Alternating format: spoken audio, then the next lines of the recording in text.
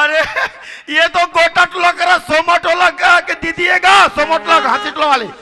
सोमा टोला घासी टोला पापा दीदी पापा ये है काका टूरिया रे ये हाँ अरे पुनीत राम और चौक टूरिएगा पुनीत राम और चौक का टूरिए दादी अरे शिवराज ओए ए हाँ तोला जमहिक मोला रे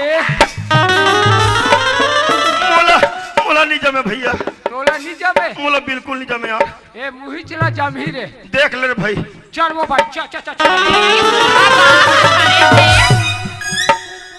तोला कहीं लगते रे खेखड़ू 25 किलो खोबे एक टूरिस्ट धर के भागते मत तो आरती उतारी ना रहा मैं तोला पूछतो कैसे कबूते हम पैठू लेगे हंस रे पैठू हाँ ये बुतल नहीं करे हो यार तते कहाँ जानबे यार कैसे जति के अरजाल में पैठू आहे रे जति करजाल में पैठू है हाँ हाँ ये सब मोरे ना नड़े रे बाबू नहीं रुक रुक रुक रुक तते कैसे लाए हो बे यार बताना मऊए तुम्हारे कोशिश करते हो ए सीधा सीधा रोल ना धर के जाबे ना हाँ ये डामा रोल लग जरूर ते एक ने एक दिन धोखा खा जाबे रे नहीं तो लेगना कैसेगा और कढ़ू पे डगरी रस्तल धर के जाबे बाबू हाँ पैठू लेगे बार एक नंबर हो जाबे